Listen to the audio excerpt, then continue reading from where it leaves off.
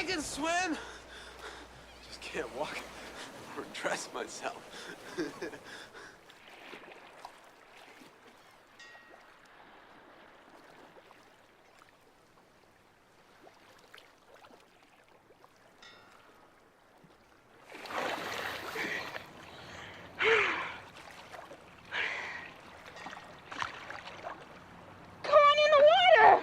Take it easy. Take it easy.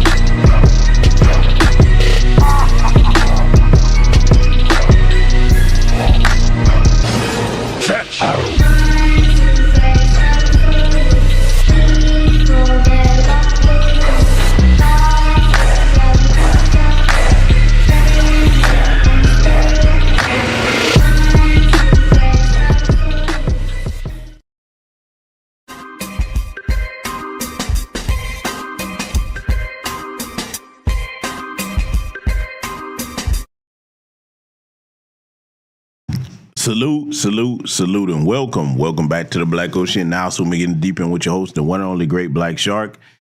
Oh, yes, family, ladies and gentlemen, I know that this broadcast has been somewhat delayed because of other current events that needed to be discussed before it. But tonight, we are finally going to take a look at this particular scenario here in the African nation of Ghana, okay? And it's going to be quite an interesting perspective between Ghanaian natives and foundational Black American freedmen that decided to go over and expatriate to the country, okay?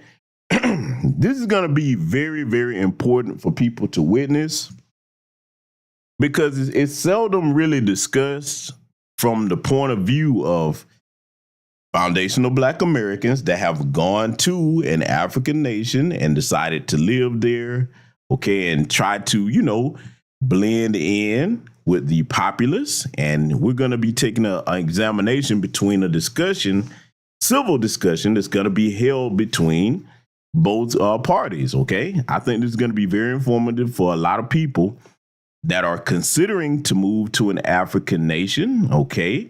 Or for the Pan-Africanists, the people that call themselves Pan-African, that have never been to an African nation. This is going to teach them a great deal about things that they think they know, but they do not, okay? You're going to call yourself a Pan-African, you need to have visited at least one African nation a couple of times, okay? So it's going to be very informative tonight, all right? Just letting y'all know what the gist of the broadcast is going to be. And yes, at the onset, I want to let y'all know I will definitely be discussing the Shannon Sharpe latest fiasco. I'm going to be doing that on Patreon, okay, or on Patreon. So if you're not a member of the Patreon, you're going to want to join because I'm going to go into a great deal of things about that particular situation. And we're going to discuss exactly how Mr. Sharpe finds himself in these situations over and over again. And those that continue to do what Mr. Sharpe does, we're going to be going in detail about that over on Patreon. Okay, so be looking out for that upcoming broadcast over there. Now, another announcement I want to make. I won't give any spoilers. By now, most people probably have seen it, but nonetheless, I shall wait. This Friday, I just may host an X Space discussing the movie Sinners and the lessons that I got from that particular movie. Let me first of all give my applause and congratulations and props to Mr. Ryan Coogler. Brilliant Black director, okay? Brilliant. That man is a creative genius, especially when he has the right talent with the likes of a Michael B. Jordan to work with. He outdid himself this time, okay? So if you have not seen the movie Sinners yet, I strongly suggest you see it. I've seen it twice now.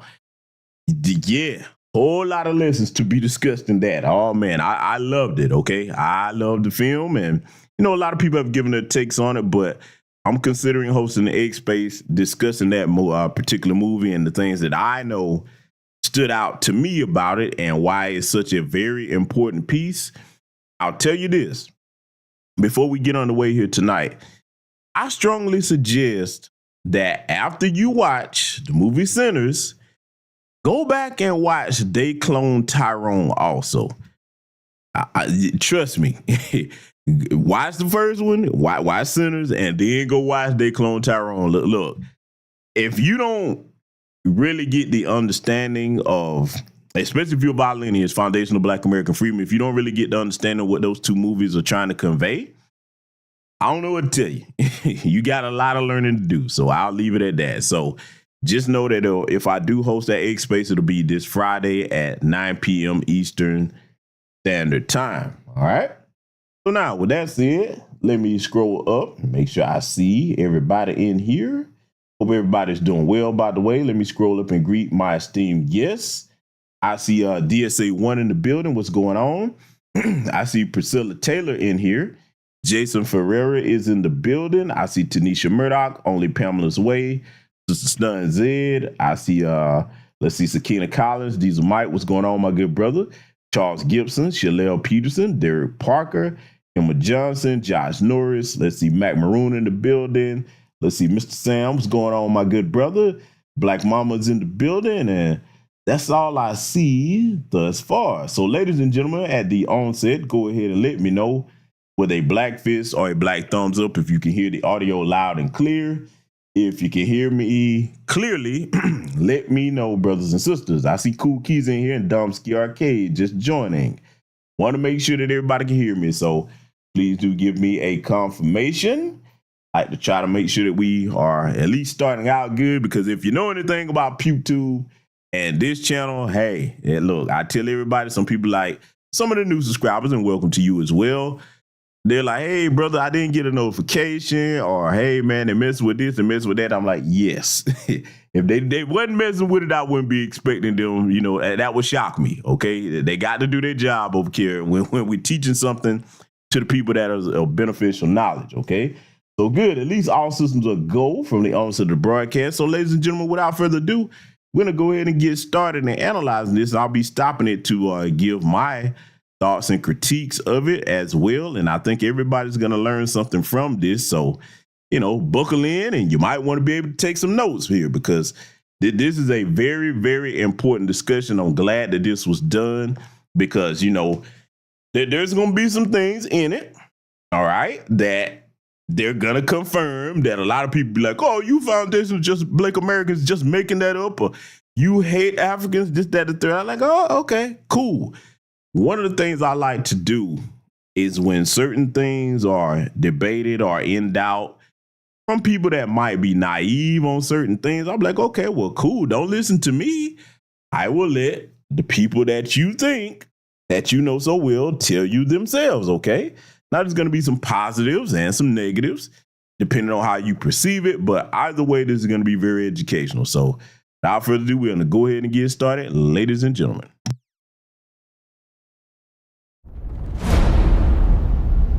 This week on the 77% Street Debate. Slavery left a deep wound in all of us. And when you see us coming, it's because we're trying to heal that wound that was placed. I try to understand why I am here. I want to leave. And you are coming back. You want to stay. You want to go out. You want to take your kids to the park to play. But when you do, other kids spit at them. Their presence is actually creating a problem for us economically.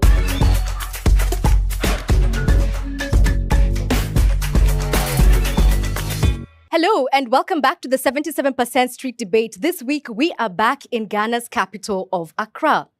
Now, 400 years ago, the first women, men and children forcibly stolen from this continent arrived on the other side of the Atlantic in America. All right, so now I got to interject earlier than I thought I was gonna have to, but I gotta interject. Now, let's be clear. That is not, I repeat, that is not accurate history. That is not what happened. Our ancestors were not stolen from anywhere. Let's be clear.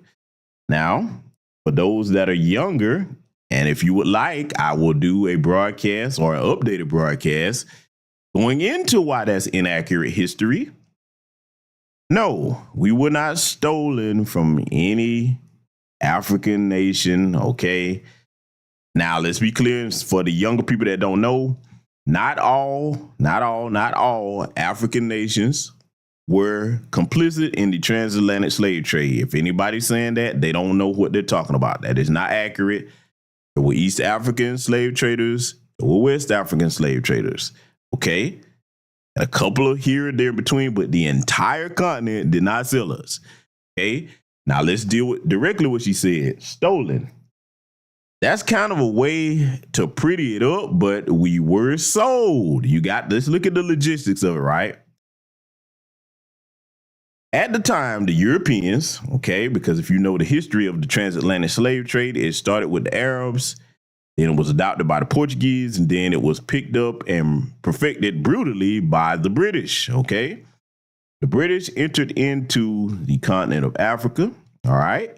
And for those that don't know, the nations that exist today with those borders and boundaries, that was not that way back then, okay? These were more different regions, tribal kingdoms, etc.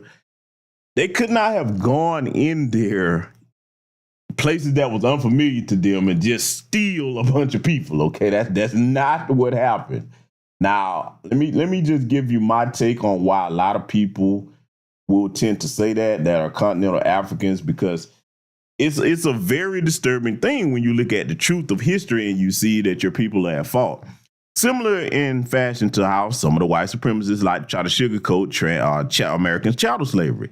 Now, I'm not saying that was this sister's here intention, because she's Ghanaian, okay? But you hear that phrase over and over that, they say we were stolen, this, that, the third. No.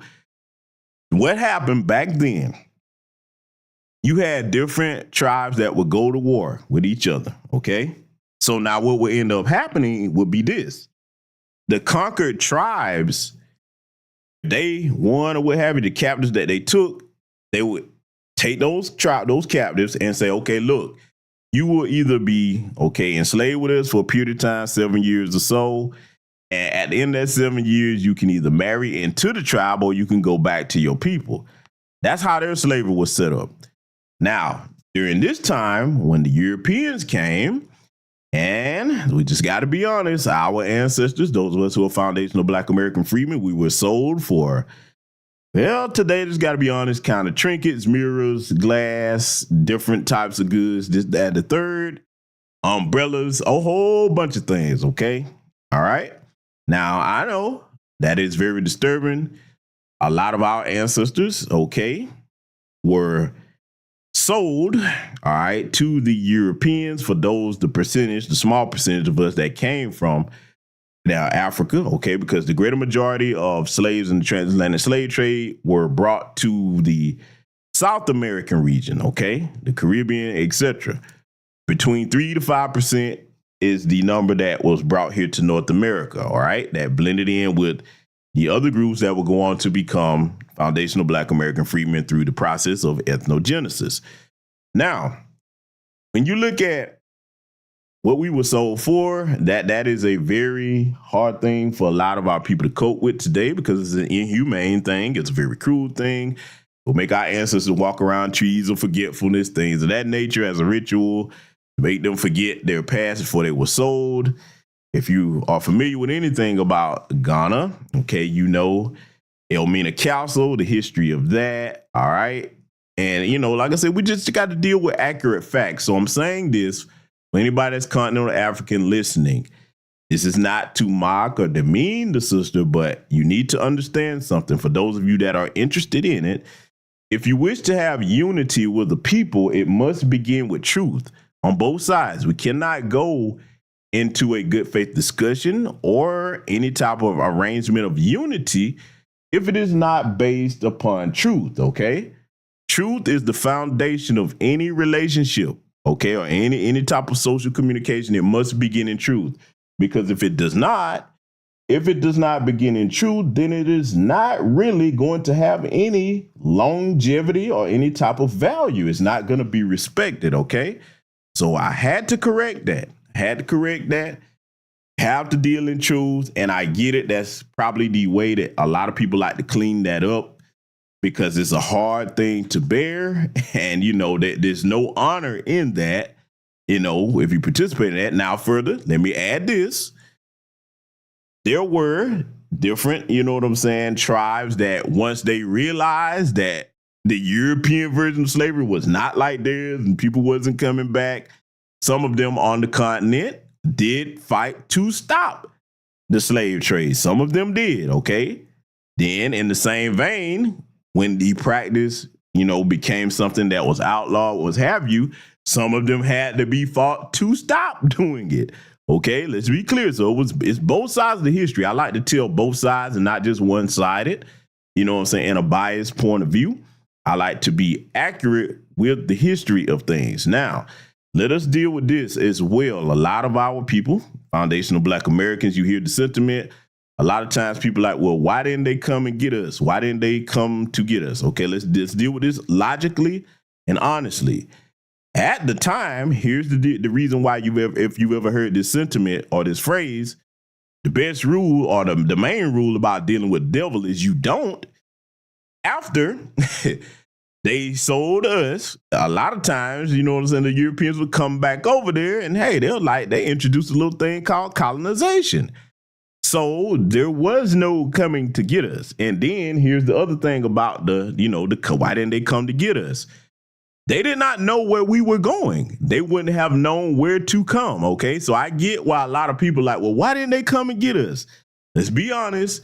There was not an invention of GPS or anything like that. They did not know exactly where the Europeans were going to.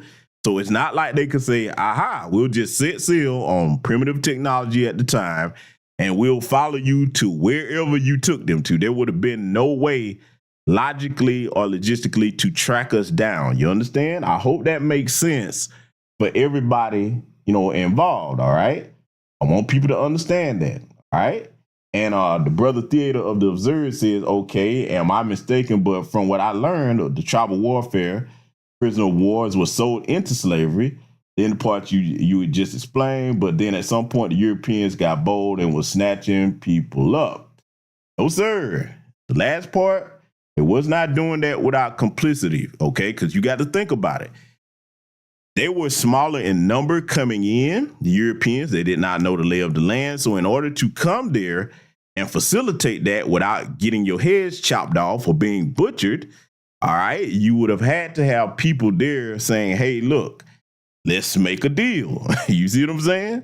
So I just like to be accurate when we talk about these types of things. So again, going back to what I was saying about a lot of people say that, hey, why didn't they come get us? Again, they would not have known where to come get us from if they had those intentions. All right. I just wanted to be clear. Let's also be clear. At that time, remember, the Europeans had also stolen the invention of gunpowder from the Chinese, okay? So they would have had the superior weaponry. I just like to lay that out because I hear that a lot. A lot of people, they should have came and got us. Why didn't they come get us? I'm like, how do you think they would have found us even if they would have? Now, did they have seafaring capability? Yes, they did. It is well known and documented fact that, Africans have traveled many places besides just the continent of Africa throughout history, okay? But as far as them knowing exactly where to come get us from, that's not really realistic. There's no way to explain that, all right? So just wanted to clear the sister up early on here with that. Let it continue. Fast forward many years later, and the modern government of Ghana is saying to its international descendants, come back home. But what does that integration look like? Began in 2019, dubbed the Year of Return, this initiative has introduced many people from across the world back into the community. And how is that affecting the makeup of the society? Who better to answer that question than some now all Ghanaians? And I want to start with you, Professor Kambon, because I think in order to understand where we are, we must look back in time. How did we end up in this situation? We're disjointed and disconnected from their land. I have what I call the thousands, hundreds, and tens model. And what that is that thousands of years ago, Black people went out to populate the entire planet Earth. And then hundreds of years ago, Black people were enslaved. This goes back all the way to the Arabs, the Indian Ocean and so forth. You had the Zanj Rebellion. And then tens of years ago, you have what is often referred to as the brain drain, where, those are going out to seek greener pastures. And usually it's because their own homes have been set on fire by, IMF, World Bank policies and so forth and so on. Many of us came to the conclusion of why do we continue to build the land of our enemies? Before we were doing it, at gunpoint, at the point of the whip and so forth. But there's a proverb that says a cow grazes where it is tied. But if we're not cows, then it means we don't have to continue grazing in places when, we are no longer tied there. So for some of us, we decided to repatriate. So for me, I have repatriated to Ghana, and several of my repatriate to Ghana clients have gotten citizenship. All right, let's talk about your repatriation for a little bit. 2008 is when you decided to move back to Ghana. What inspired this? Specifically in 2008, I went through what a lot of Black people go through, which is a trumped up charge, racism and so forth. They don't ask you, are you a, citizen who's benefiting the community and so forth. They just say, all right, because you're Black, or really it's because they're white, right? That they behave in that way. So I decided that I was coming here to do my PhD. I did so. I'm doing pretty well. I've been installed as a traditional ruler. So this was given to me by the Nsumankwa Hene, the overall spiritual head of all of the Asante people. It's about being accepted. It's about being respected. And those are things that you don't get under Donald Trump and the divided snakes of a murderer. Wow, those are some very strong words that you've chosen to use. And I want to come to the Bradbys here, who are a couple. And oh gosh, the couples here are always holding hands. Well, that's great. It's so cute. But they've also just joined a union, a lifelong union with Ghana. You got your citizenship yesterday. And there's something that the professor said here, to be removed from the land of your enemy. Is this how you considered America, where you actually grew up? We moved for our safety and our children's safety. It is unsafe in the States, no matter where you go, if you look like us. Getting out of the land of our enemy was priority number one, to make sure that no matter what we did, to build a business or to simply just live the simple life, we will be protected in that. Nakia, is this also what you think? Now, I want to pause right quick and let me just say, like I said, we're going to let everybody have their say in a fair manner so that you hear from, everybody that's involved here that the sister is speaking to. And look, let's deal with this as well, because look, here's where I am on it. Everybody is going to do what they feel is best for them and their family. Okay, now here's my thing. I tell people, I don't care if you move into the next town over, the next state over, you need to do your research on any place that you're intending to move yourself and your family to ahead of time. Don't just jump up and go anywhere. Even here in the continental United States, do your research before you up and move. Go there a couple of times, get the lay of the land, get understanding of that regional culture, what have you. And this definitely would apply if you're moving internationally anywhere. That's what an intelligent person would do. Now, you heard the brother, and there's some sisters, also that feel that, okay, America is so unsafe. That is a reality. Yes, there is danger here for our people, but, that's the decision that they made, and I'm not going to knock them for that. But one of the differences is, for the greater majority of our lineages, we're not going to be run off of our homeland. Our homeland is here. For those of us that are foundational Black American freedmen, now, if you are someone that has immigrant ancestry as far as pertaining to America, okay, hey, your homeland would be in whatever your country of origin that your family comes from. No disrespect there, not disparaging where anybody's come from. Okay, everybody should be proud of their own lineage and culture. But as far as us, those of us, the majority of foundational Black American freedmen, we understand that, one, this is our homeland. Two, that you cannot solve any problem by running away from it. That is not what our elders and ancestors of the civil rights era did. That is not what our elders and ancestry, that were alive during the horrific, and our Holocaust is what I call it, American chattel slavery or Jim Crow era. That's not what they did. They tried several times to send us to Liberia or other places. Now, a small number of us chose to leave, but if you remember when they tried to bring that idea by Frederick Douglass himself, he was against that. He and many others, they were like, hey, listen, we respect our, what we are descended from. We have African descent in us, but our homeland is here. After hundreds and hundreds and hundreds of years, many of us were already here. And the people that were brought from the transatlantic slave trade blended in with those of us that were already here. If you know anything about who Walter Plicker was, the white supremacist, he and others, they have reclassified our people over and over many times. You know what I'm saying? So a lot of people were like, hey, no, we already know where we come from and what our homeland is here. Okay. And now fast forward to today, those of us who are the descendants of our ancestors here, hey, we're like, listen, we're not going to be run off our own land. All right. The greater majority of us, that's how it is for us. OK. Salute to the good sister, Mrs. L, joining us. I see Terry in here, B1 Satin Doll. Hey, welcome, welcome. But the greater majority of us are not going to be run off our own land. All right.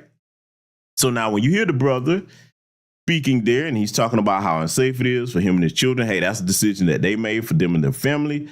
But one of the things that I would tell anybody is this. I don't discourage anybody from going or traveling anywhere. I will never do that.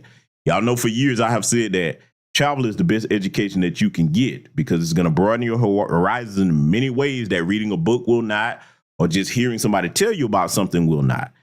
And then it's always good to go and see anything for yourself, no matter what anybody tells you, even the things I say. All right. As you all know, I've been to many African nations, well over 25. OK, and not just in a tourist capacity.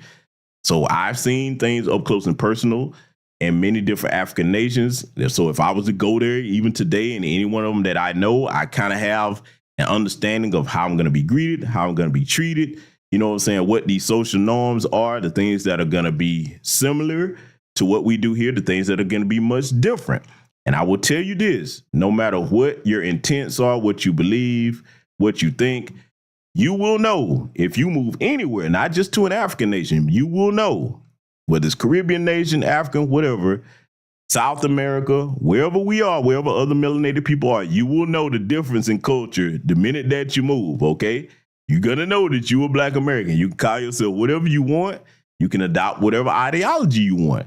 It's going to be made quite clear when the first couple of months you living there, you're gonna understand that you are quite American. So just wanted to, chime in with that. And again, no disrespect to that brother and his wife, but you're going to hear some other views here that's going to be quite interesting. Again, I like when people get together and have civilized discussions on things that, are usually very sensitive topics, hot button issues. Sometimes, you hear it in some of these expats, people get to yelling, back and forth, arguing, this, that, and the third. It kind of devolves into something where you may not be able to draw anything educational from it. There's no questions answered. There's not a chance to have civil discourse. And that's what I really like about what y'all going to see here. So there's going to be some more people giving their opinions on things. And we're going to get back to that now. So let it continue. Land of the enemy. Is this what Baltimore was to you? For example, in Baltimore, we have the highest, a very strong crime rate in my city. And I think that is due to the fact that people are completely lost. And so all of that anger and aggression gets pushed out onto the streets, and then we're suffering. For me, even I think back when I was in school and going university, I remember I used to go on my phone and try to find an app to look at, to listen to radio stations in Accra, just to hear the language.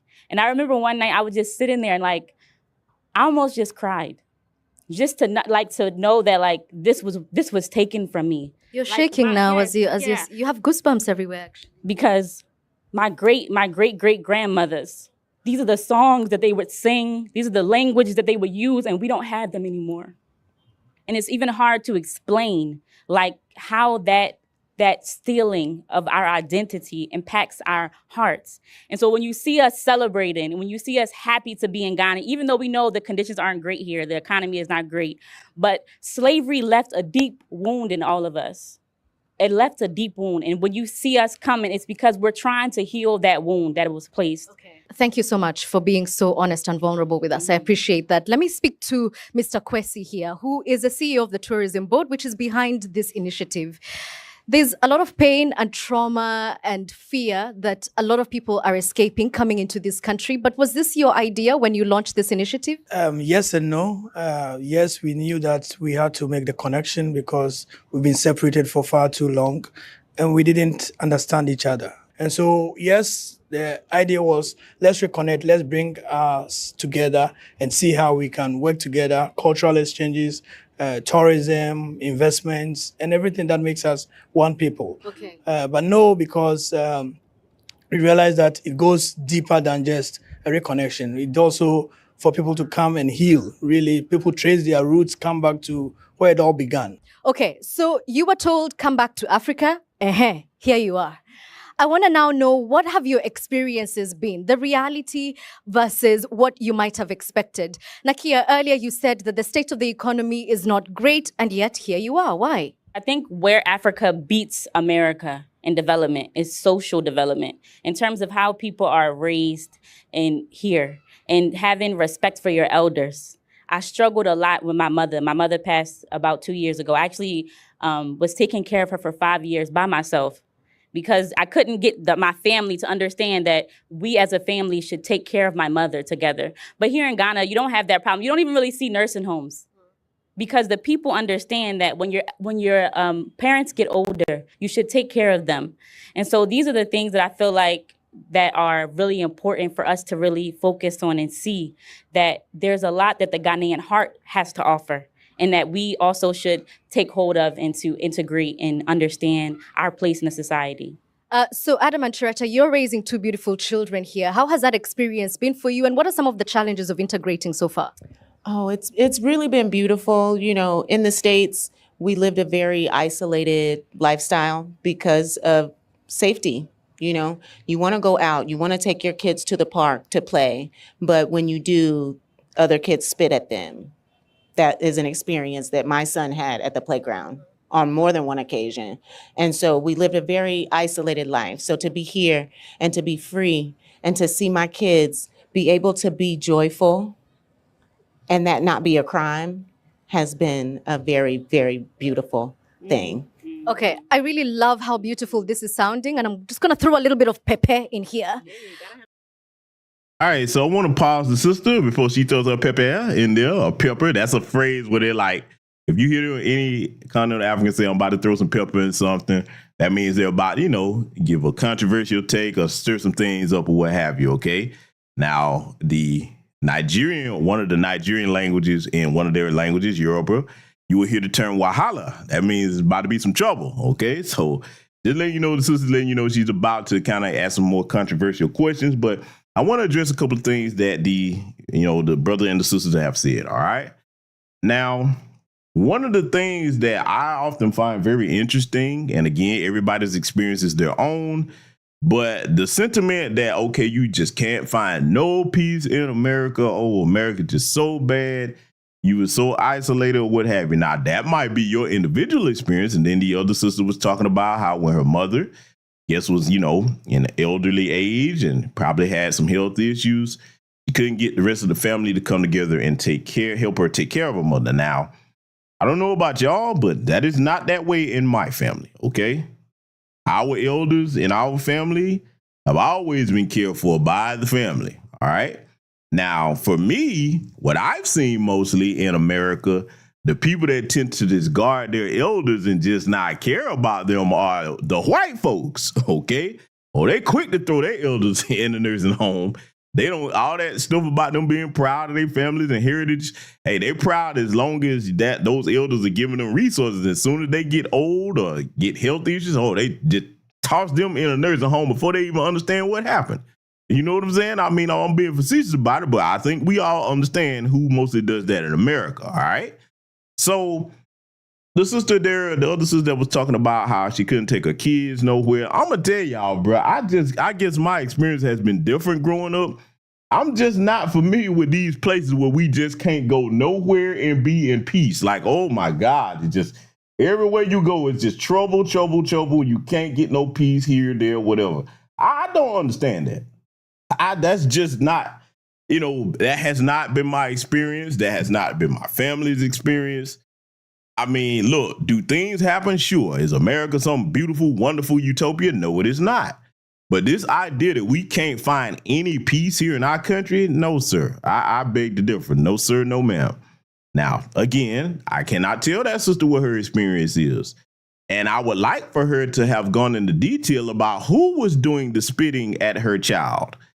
Because now, from what I understand, with me coming up, that's one thing I ain't really never seen no other black children doing is spitting on each other. Now, I would have liked her to gone into detail about what race of person did this to your children, because that sounds like you might have been in a predominantly white area over here in America, and you was trying to raise your child over there, and them folks would do that. Or who, of whatever race. That's just, you know, look, let me ask a question. Ladies and gentlemen, do you think that my assessment is somewhat off base? Because how many of you ever remember being spat on by other black children if you was in an area that was predominantly black? How many of y'all remember having that experience? Because I can't remember that. Because see, one, let's go into detail. If you was raised in a decent black family, you know that there was just certain things that your parents and your elders did not play the radio about. Now, in my family, that was one of them. You better not have got found out, you know, you was spitting on somebody. No, most of us was raised with more respect than that. Now, would you get into fights or name calling, all that? Yeah, that happened. That's things that normal kids do. But as far as around a bunch of black kids, no, I don't remember us running around spitting at each other. What about y'all in the chat room, huh? Be honest. You can say whatever you want to say over here. Your experience and your answer is your answer. You feel free to comment however it was, whether you FBA or non-FBA. I would like to know if anybody as a child remember being spat on or, now I will tell you if something like that did happen, it was more likely to be white folks or non-white people that was classified as white that would attempt to do that. Now, if you grew up in a predominantly black area here in America, you know that they didn't ever try that in places where our numbers were larger. So to me, again, just making an educated speculation, because she didn't go into detail, the sister that was talking about her child being spat on at the playground, I would love for her to have gone into detail, or the interviewer to have asked her, what type of area were you living in America before you came to Ghana? So that's just something I want to point out. So now the sister's about to ask some more questions of other Black Americans that have expatriated over to Ghana. And this is going to get very interesting. So, I want everybody to pay attention to this, you know what I'm saying? So that when they tell us, hey, you just making it up, you just saying that, this is a real, honest, again, civilized conversation, which is where you really get to make progress between people, okay? And let me tell you why I say that. Even if there are differences or disagreements, you cannot make progress to understanding or fixing anything, if it is to be fixed, until you are honest, okay? And honest in a way where everybody's not shouting at each other, threatening each other. No, let's just be honest about what your issue is, what mine is, and let's see if we can come to some type of medium. Or the other thing may be, well, it might not be something that we are able to fix, and you go your way, I go my way. Either way, you can't really get to that particular area that I just mentioned unless you start with honesty. So I'm appreciating the honesty of this conversation. Let's get back to it. Kojo, tell me, are the people who've returned romanticizing the idea of Africa a little bit? Maybe a little bit. Tell me about that. Well, the truth is, we are survivors here in Ghana. And the reason why it may look like it's like we want to switch places with them is because of that doggedness that the country has built inside of us. You've gone through the educational system. You've put together yourself to be on top of society, but then there's no opportunity for you to use them and put yourself in a better place in the society. So let me ask that question, because you did talk about immigration and emigration. And actually, surprisingly, Ghana is one of those few countries in Africa where there are more people leaving the country than there are coming in. And that surprised me. So I want to know from the people at the back, anybody, if you got a chance, are you taking the plane to get out of Ghana? Let me see by show of hands if your answer is yes. When you hear these people come and say, hey, this is a beautiful country, we need to reinvest back on the continent, how does that make you feel? I feel it's because they have money. That's why they're coming back home. But for me, I want to leave the country because the economy here is very bad. Let me hear one more person at the back. I would love to. Okay, so now you hear her speaking to Ghanaian natives. Okay, so now this is very interesting. You have what I'm going to assume are Pan-Africanists that expatriated over to Ghana. They're giving their experience. Of course, you're coming over with the American dollar, which is much stronger than the local currency. And, now she's talking to native Ghanaians about, okay, well, how do you feel about it? Notice nobody's cursing at nobody. They're just stating what their opinion is, what they feel. And, you heard the first brother there. He was like, hey, listen, look, it's not that many opportunities here. Now we can get into some reasons why it's like that. You know what I'm saying? Because, look, let me be clear. If you go to an African nation, for the most part, people are going to treat you very well. You know what I'm saying? The people are very cordial for the most part. Now, are there going to be people that are the opposite of cordial and actually polite? Yes, that's everywhere you go. But for the most part, if you go and you come and you respectful, you're going to be treated well for the most part. Now, the issue that a lot of us have is their governments. I got to go there. Yes, the government. Yeah, it's the governments over there that are in place, mostly by a lot of the puppet rulers in the 54 nations of the African continent, with the exception of Burkina Faso, Mali and Niger, which seem to be trying to make a change and get out from under the white supremacist rule, particularly France and the UK or what have you. But, we're going to see how that goes. And again, I wish President Ibrahim Traoré of Burkina Faso. I wish that brother all the success in the world, man. I am pulling for that brother. Him and brothers like Julius Malema in South Africa, I am pulling for them brothers, man. You know, because they're trying to get their people in a truly independent state. Okay, so that I root for the riders over there on the continent, but are the rest of the African leaders over there like that? We got to be honest, that's just not the case. And primarily the young people, like the brother that was speaking there, are the ones that suffer because, you know, if you kind of have that white man's ISIS code mentality, anybody but your own people, whether you're not gonna invest in your own people at home. So when you hear about the people that say they got all this wealth, et cetera, over there, cool, that's great, that's fine, you're wealthy. Now, how does that benefit the rest of your people in your community? Are you building opportunities for them at home so that they don't have to feel like where they're born is somewhere they got to run away from? Okay, you know what I'm saying? I mean, we got to ask these questions. All right, so now you hearing it from some Ghanaian natives that like, hey, man, yeah, this is home, but I got to go where I can get better opportunities. Now, there's nothing wrong with that. Y'all heard me say for years, I don't expect anybody to stay in a bad situation where there's not much opportunity for them. And salute to the sister, my good sister, some chick named Star for the cash out. Very, very, very good sister right there. Yes, I'm bragging on you, sister. Yes, I am. We miss you over here. That sister does a lot of excellent work in her community over there in California. That's right, yo. I told you I'm gonna brag on you, okay? Y'all know that. Any one of y'all doing positive things over here, I'm gonna brag on you, okay? So shout out to that sister, all right? Now, what I was saying is here, when it comes to the Ghanaian natives that are speaking about how things actually are for them, I don't expect anybody to stay in a bad situation. Sure, go over to wherever you leaving, get your education, get your paper together. And this is the only thing that I would suggest. I get it. If you come from an area where there's not many opportunities, and we got to be honest, Ghana is also a place where they experience load shedding. If you don't know what that is, they have a functioning electricity grid. They got things we got, internet, power, all of that. But it's not guaranteed to stay on. Even if you paid your utility bill, because of like how the power grid is set up, is not up to code and not modernized and in a condition where it can keep electricity functioning in a perpetual state, you will have rolling brownouts, blackouts of varying duration, okay?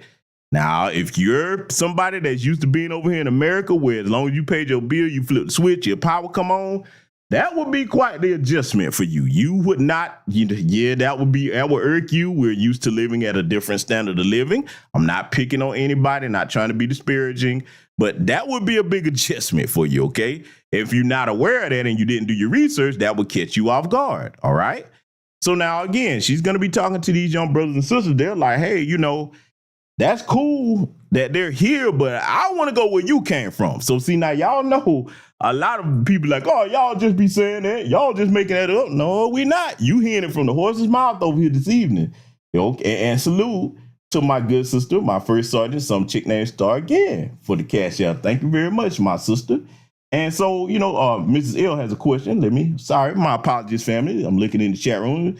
She says, am I going to do a broadcast about the statements that have been made about President Traore and his ideas about how to use his country's gold resources? Oh, yes. I'm going to cover that come and go because there's a lot of developments going on with that. I'm also tracking the situation where, you know, we got this Sambo general up there that's kind of opposing that brother. I'm like, oh, that's not cool, bro. I don't like that. You letting them white folks use you to speak against this brother over here trying to get his country out from under the white supremacist foot. And see this, that's trust me. I'm going to get in my bag on that at a later date. But yes, sister, I will be speaking on that as I gather more facts about some current events that's going on over there. But, you know, back over here, what we're discussing here, these brothers and sisters here are telling you that, hey, man, like I said, I got to go to greener pastures, try to see what I can do elsewhere. And again, my only suggestion is once you leave and get to wherever you're going, after a period of time passes, let's just say, okay, if you all are Ghanaian natives, okay, just using this since we're discussing this here tonight, and you move to the UK, America, wherever you're going to go, if there's a number you there, okay, hey, even if you from different tribes or whatever, hey, man, you come from where I come from. Let's get together. Okay, you going to school to be an astrophysicist. You going to school to be a doctor, you going to school to be a lawyer, whatever. Okay, let's all do the best we can in our fields. And once we get our paper together, we're going to get ourselves established here. Okay? But we're going to go back home and build some opportunities. And even if you choose to say, okay, hey, I've got accustomed to living over here in this new country, I'm going to go back and forth, do that. Unfortunately, what happens is a lot of continental Africans and Caribbean people are so traumatized by their economic conditions at home. And I got to be realistic. A lot of them, the reason they don't go back to do what I just said is those corrupt governments that are in power there, they would sabotage anything they tried to do. But that still doesn't stop you from trying, because see, the answer to that, and this is easier said than done, because let me tell you something, African politics is quite a different affair than American politics. Over on the continent, in all 54 nations, you start trying to challenge the rulership of that country, oh, your family may go missing. They do not, all that First Amendment, freedom of speech stuff, oh, you don't have it over there. Now, when it comes to politics, let me warn a Black American that's going to an African country. When it comes to two things, keep your nose out the local people's business. If you're going over there as a visitor, do not comment on their politics. Do not start trying to challenge their religious ideals. I am telling you, the best thing to do is to leave that alone. They ask you about that, I'll be like, hey, whatever the people want, that's what I'm for. Because those are not your people. That is not your country. That is not your business. You know what I'm saying? We can have our opinions, but for the most part, unless they ask you, hey, don't, just like we tell them to stay at our affairs over here, So I understand it both ways. Now, a lot of them won't go back home and build for the reasons that I stated, but the people are the government. So until the young people, which, by the way, in case you don't know, the continent of Africa has the largest youth population on the planet. Most continental Africans are between the ages of 21 to 25 years old. So they have a very young population. And y'all always know, I tell you, the youth of any people's population is the future. So it's going to be up to them to make some changes. And I will tell you this, a lot of people that have never been to an African nation don't know this. A lot of the young people, they don't talk like these tethers do over here, the tether class that tries to undermine us. A lot of them actually do look up to us and admire us, and they try to study what we do. Hence, you see a lot of them emulating their culture. And I will tell you this also about Ghana before we let the sister continue conducting the interview here. There's a place called Kumasi, Ghana over there, and its nickname is called Kumerica, okay? And they basically emulate everything about hip-hop culture, but it's kind of outdated by 30 years, the slang and everything. To us, it would be kind of funny, but to them, they call Kumasi Kumerica because they try to make it kind of like Black America or whatever. That's the Ghanaian take on it. Salute to the good brother Latrabia Lawson for the cash app. So, just letting you know, that's how, that's how it kind of is with that particular situation. I can give you more information on that if you would like. However, we're going to let the sister continue conducting the interview here. And again, this is going to verify a lot of the stuff that a lot of people say, oh, y'all just making that up. Oh, okay, well, you're about to hear it now from some Ghanaian natives in this particular situation. Let's let it continue. Leave the country. Just as they are saying, when they were coming, they came with money, which is making their life comfortable. But we in the country, people are struggling on the street. If such person get opportunity, in fact, the person will leave the country. Prof, what do you make of it when you hear that the local population here already has an assumption that you're wealthier, that there's an income disparity inbuilt? So about 3 weeks ago, I gave a presentation on how you can earn $250,000 and 10x your income by living in Ghana. And a case study is I had translators coming from the University of Ghana at a conference that I just had. And we hired them to teach Chi. They had two students. From the two students who were paying them, they were able to get enough money to pay their entire master's degree for 1 year. Generally, people think, oh, what can I do at this language? But I'm saying that you don't have to go outside, and that was a message that they learned. There's someone in the world who wants any skill that you know how to do, and they're willing to pay you richly to do it. Let me ask Jeff what he thinks here, because he... Now that brother that was just speaking, he's a Black American that expatriated over there. Now, this is one of the differences between the way we think and the way they think. And I'm not saying this to punch down anybody.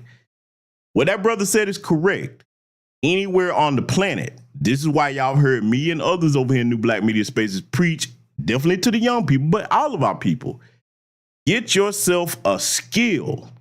A skill can be used anywhere in the world. Now, he's speaking about it from the native standpoint, which is not an alien thing for most continental Africans to do.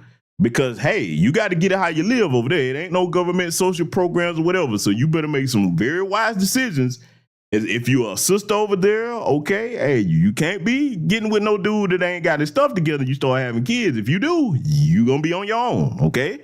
Vice versa, if you a dude over there and you lazy and you don't want to do nothing, okay, player. Hey, I don't know what you going to eat. You better figure it out. You better get some type of skill, okay, or get you an education and try to make the best moves you can. All right. So now what that American brother was trying to tell him, okay, and believe it or not, even though what he said is positive, sometimes if you talk like that, because we have a different aspect and different mindset towards making money, the locals may take it as if, oh, you trying to lecture us or talk down to us. And that's not what the brother was saying. What he was telling the younger brothers and many over there, it's like, okay, you've got a Black American expat community that's been over there for some years now. And he's trying to tell you, like, hey, man, you know, a lot of Black Americans coming over don't know how to speak the local language. But if they're going to make that their home, they're going to need to learn the language. It would behoove you to know the languages that are spoken anywhere you go. As you all know, I am multilingual myself. I speak many different languages. I'm trying to brag, but I do. That's something that was taught to me early on, okay? So what the brother's trying to tell him is like, hey, man, you can get your bag by, you know, teaching Black Americans the local language. That would be a good way to make some money, okay? I'm just saying, I got to agree with him, man. If you have a local, natural-born skill, why not put that to use and make money off of it? But like I said, even though that was meant to be taken, you know, it meant to give him positive, like inspiration or a positive idea, sometimes it's not taken that way. So y'all going to see some more discussion coming up here. And again, I like how this remains a civil conversation so people can hear one another and get each other's perspective without any sugarcoating. Let's let it continue. Is swallowing hard. I don't know if you think this is great advice or if you see it as somewhat condescending. What are your views? Yes, I think what Prof is saying is quite true. Now, I heard my sister from behind me say that these people have. I'm looking in the chat there. My lieutenant Tamchin is here. Now, French is one of the languages I don't know. Okay, French is not one of the languages I don't know. My brother Ben Ugorji says say word. Oh yes, sir. For example, if you was in Nigeria, if you were trying to say what's up, you would be like Kilon Sele. You know, that's one of the languages. Look, I'm gonna be honest with y'all. I might have to do that on Patreon and get in my bag, just kind of flex my other language skills over there, because I'm gonna be honest with y'all. I'm gonna admit something. I kind of don't like the tethers, and I'm not calling all continental Africans or Caribbean people tethers. I'm talking about tether class. I like to be very clear with my language. I don't like the tether class over here to know that I speak some of their languages, because I like to surprise their ass when they come in trying to talk. So they're like, hold up, player. I know exactly what you're saying. I can get down with it, get down in a couple of your languages. I don't like to tell y'all which ones, but I may do that on Patreon sometime, okay? But as far as over here on the main YouTube channel, nah. And see, here's the thing, right? I'll be honest, because there are some continental African men and women that know if I tried to pretend like I don't know other languages, they'll be like, hold up, player. You bullshitting, because I taught you. You know what I'm saying? You know, I mean, so, you know, whether it's West Africa or East Africa, you know, and some Southern African languages, yes, I'm fluent in those. So you get talking crazy, I'm like, all right, player, depending on where you're from, I probably know what you're talking about. But French is not one of the languages I learned. All right, now my father speaks fluent French, okay? He learned that, and yes, he is foundational Black American freedman. My mother was as well. You know what I'm saying? But like that was something in my family due to a lot of us traveling. A lot of my family members speak more than one language. So that's kind of a myth. I know it's not the norm, but there are some foundational Black Americans that did learn more than one language. But nonetheless, we're going to let them get back to the discussion here. And again, I think this is going to be very educational. Let's let it continue. Money coming in. Yes, they may think that what they have is not enough for them as they come in here. But from the ordinary person on the streets of Accra, let's say Oxford Street, you see, if I want to walk on Oxford Street and buy what Prof is wearing, I can walk there and buy it. But can you imagine getting to Oxford Street and there's a vendor selling this thing, Prof standing there. The moment the person realizes Prof is coming from outside, his donation, the person prices this thing very high. So it brings a certain gap. But at the end of the day, once the prices go up, it doesn't come down. And we are the ones who suffer eventually. And that is a problem we are facing here today. Their presence is actually creating a problem for us economically. But I want to... Now, I want to pause this. What this brother just said right here is very, very, very important, okay? This is very important. And I want to say this to my fellow foundational Black American freedmen, all right? I want you to understand what that brother just said, okay? And I'm going to explain why he said that and why, in case anybody didn't really catch it. I'll give you an example here in America to help people grasp that, because I know the older people probably get it, but for the younger people, I want you to understand this, right? What he just described was basically like if you have people coming from California where the housing market, you know, is a bit more expensive. That's if I'm not mistaken, I think California's real estate market is probably the second most expensive in the country behind New York. It might be neck and neck now, you know what I'm saying? Don't quote me on that, but it's very high. The brothers and sisters over there in California, y'all know what I'm talking about. Had a little old tiny house, we were $2 million and all that, and then those of us down here in the South, like, you paid what for what? Hey, nah. So, you know, a lot of the brothers and sisters, some of the brothers and sisters in California decided to move down to Texas, the greener pastures, and what they discovered is their money goes a lot further in the South, something that those of us who are Southerners have known for a long time. So now what a lot of the Texas natives, y'all, if you're from Texas, you know where I'm going, they'll complain about the California residents coming over there paying over market value for the homes. And once the greedy real estate companies find that out, like, oh, the house is worth $600,000, but you willing to pay $8,000? You know what I'm saying? I'm just kind of exaggerating. I'm just letting you know, because like I guess the California people that are moving to Texas, like, okay, I want to make sure I get the home, so I'm gonna pay more than what it's worth. And the Texas natives are like, don't do that. What are you doing? Because now that makes the local housing prices. See, let's talk business. If you have enough people that's willing to overpay market value for something, the businesses are gonna be like, oh, well, we got to get in on this too, so let's raise our housing prices since this is what you California Negroes are willing to pay. Hey, I ain't gonna let that real estate company make all the money. Hey, mine is $800,000 too. Now, where it was $650,000, $750,000, hey, they don't put an extra $100,000 on top of it. Okay, on top of your closing fees, etc. So a lot of the Texas natives like, hey man, you creating inflation in the housing market. Don't do that. You know what I'm saying? So now that I've given you that local example, it's the same thing internationally. We coming over to whatever country, because it's going to be most countries in the world that you go to. Very few countries are on par with the American dollar. Okay. When you go to, let's use this example, go to Ghana, and, you know, you probably thinking that, you know what I'm saying? You looking around saying, yeah, man, the people kind of got it rough. The economy is bad. Hey, I'll pay a little extra. And the locals are like, hey, dog, don't do that. Now, of course, here's the disconnect. Of course, you know, the brothers and sisters that you might be buying something from on the street from or buying something from their business, sure, they like it. They'll be like, yeah, you know, they'll try to tell you that something costs a lot more than it does if you don't know any better.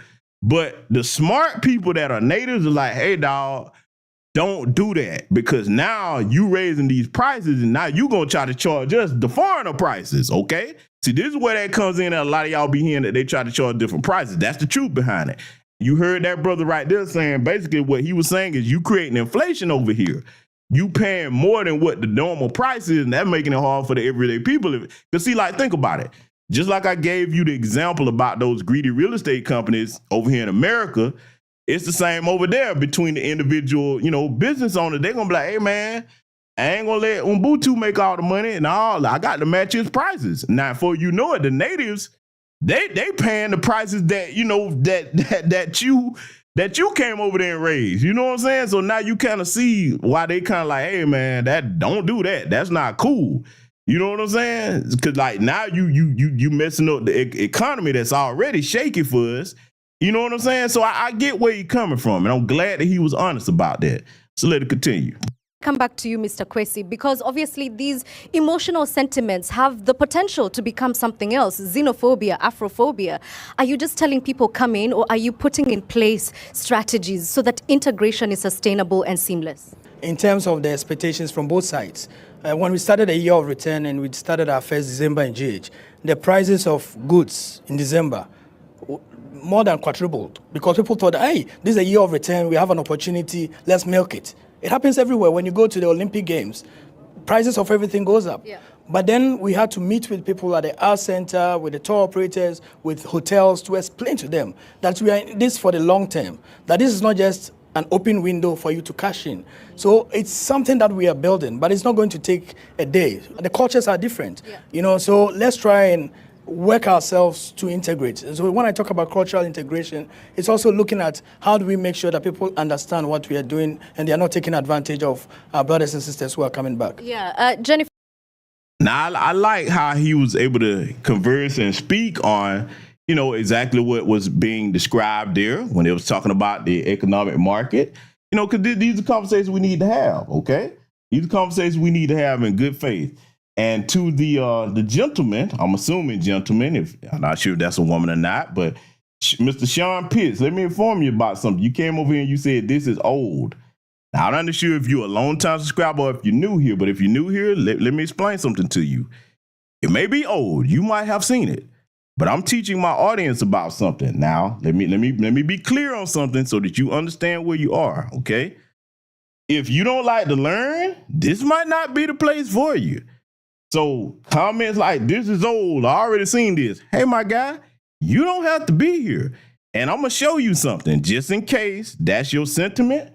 Ladies and gentlemen, listening to my broadcast, are you okay with me teaching the lesson that I'm teaching over here on this particular subject, whether it's new, old, etc.? Would you please let Mr. Sean Pitts in the chat room know? Don't nobody block him or time him out. I think you need to let him know where he is. He or she, I'm not sure, because sometimes Sean could be a female, I'm not sure. But ladies and gentlemen, are you okay with me continuing to teach the lesson that I'm teaching over here? Or, hey, you free to answer however you want. Or do you agree with Mr. or Mrs. Sean Pitts over here? Because I'm not sure if that's one of the folks or whatever, but just letting you know politely, brother or sister, you don't like what I'm doing, you are free to unsubscribe and never return. Now, if you see Mr. or Mrs. Sean Pitts in the chat room, the greater majority of my audience is okay with me teaching the lesson. And they are free to let me know if this is something they don't like. My subscribers have been rocking with me for a long time. So now, if you're not comfortable over here, hey, go find your tribe, player. But what you won't do is be a distraction over here if you one of them folks or whatever. Now, I'm going to tell you, my moderators will bop you upside the head with them wrenches, okay? So now, I didn't tell anybody to block you yet, but look, I'm going to warn you about something. You might be new. My moderators, they will clown your ass to be damned over here. You see, we don't get many trolls over here. I'm going to be honest with you, playboy or playgirl, whoever you are. Out of most channels that are far larger than mine, if my chat room get to lighten you up, let me tell you, most of us over here are Foundation of Black American Freedmen, but we got some Caribbean and continental African brothers and sisters over here. I got subscribers from every corner, every part of the United States and the world. When we get to clowning, it's a good time, okay? I'm just letting you know now. So, hey, you're welcome over here, but I would behoove you, if this is in your cup of tea, please do go elsewhere, okay? So now what we gonna do, we gonna continue teaching the lesson here. And that's about as much my attention you're gonna get. Now, I'm gonna leave you to my audience. That's the last time I'm gonna address you, okay? All right, so we're gonna continue learning what we need to learn over here. Let's let it continue. Because you're the latest arrival, if I could call you that, do you feel that because of your accent, sometimes people want to take advantage of you? I would say that sometimes that is true, but it's not just true for African Americans. I think it's true for anyone that has an American or UK accent, even if they're Ghanaian. When we're talking about Ghana, Ghana is a country that has a population of over 30 million people. There are maybe 10,000 African Americans. We're an extreme minority. So I think that sometimes we're used as a scapegoat, and that is misplaced. Do you feel this? Oh, wow. Did y'all hear what the sister was saying? And again, this is what you have to do when you are in a situation like this, okay? See, everywhere, not just in this situation here with Black Americans in Ghana, but everywhere in the world. That's what civilized people do. You get together and you discuss your grievances and you try to work it out. Okay, now for the most part, if you get intelligent people from any background together, that's usually the way it goes, unless you get your ignorant people, no matter what lineage they're from. You get ignorance together, ignorance is the same all over the world. Ignorance is counterproductive. You can't get anything done with that. And hence why when I do hold my X spaces, I have a zero tolerance for the trolling. I'm like, look, it's cool to clown the trolls here and there. But for the most part, when I do anything, it's for a purpose of education, of, you know, even if there's opposing views, there's a way to get your opposing view across. I don't mind having, you know, healthy conversation back and forth with any brother or sister that has a difference of opinion, but it's going to be done respectfully. It's not going to be done in a way that's disruptive, okay? Number one, the reason why I conduct my spaces like that is because I have a respect for my people that anytime Black folks are gathered together, be they Foundation of Black American Freedmen or Continental African or Caribbean, I look at it as any of us that are melanated people, there's intelligence gathered. There's power in a gathering of intelligence, even if you have a difference of opinion. Just that discourse could be, you know, something that could lead to problem solving, not through the people that's discussing it. Let me explain something to this before we get back to what we are talking about here. The reason why I hold my spaces that way and try to do that is because even if we raise a certain issue, and let's just say there's healthy discourse back and forth and there's agreements, disagreements, etc., what I like to do is hold it in a civil way where the people listening might hear what we're talking about and they may have the solution none of us do. And they may come back and say, hey, you know what y'all was talking about? Let me interject this line of thought. Have y'all thought about this? So when you hold a civilized place of discourse, you tend to draw people in that say, hey, you know what? I got an answer for that, brother or sister. That's how I like to do things. And that's kind of what's going on here. So you heard what the sister was saying. She's like, hey, you know, over there, she kind of, you know, sees them being looked at as scapegoats. You know what I'm saying? Notice she didn't say it in no nasty way. You know what I'm saying? She's just like, look, we just got to be honest, okay? And like I said at the beginning of the broadcast, foundation of any relationship that you have should be honesty. That's the way you get to progress and problem solving within any disagreement that you may have. So the sister's going to continue. The Ghanaian sister's going to continue, you know, the interview here, and it's going to be some more interesting information that's about to come out with a lot of people that's like, oh, y'all just making that up. You just hate Africans. Hey, man, you finna hear from Ghanaians from their own mouths about a lot of stuff that we was talking about. Let's let it continue. Because I know that you run your own business and setting it up, was it easy for you? If you are Ghanaian, you can set up the business for like 1,000 to 2,000 cedis. But if you are coming from outside, they're telling him, bring in $500,000. Now we'll set up, you can set up a business as the sole, you know, owner. That is not, you know, very easy, you know, for anyone. If we're not having a very deep analysis of what's going on, they play Black people against other Black people. So just to the point, we need to understand that we're all Black people and we have very common genotype, common phenotype, and a common thrust for survival that we need to have, as opposed to divide and conquer. Let's play those Asantes against the Fantes, Bloods versus Crips. They do it every single place. Okay, but what I'm hearing is that Black... Now, what this brother, because again, the brother right there with the dashiki on, okay, he's a Black American of our lineage, Foundation of Black American Freedmen. Now, this is something that I've said many times, having gone to several different African nations myself. This is something that other people that have gone to the continent have tried to tell folks. They don't practice Pan-Africanism on a national or government level. They don't practice it on the local level amongst people. It's more divided, whether it's government, the national level, or amongst the people by tribe and by clan, which is the greater conglomeration of tribes, okay? That's how that goes. Because, like, if you just looked at how the sister was looking at what that brother was saying, you notice she was kind of like, what?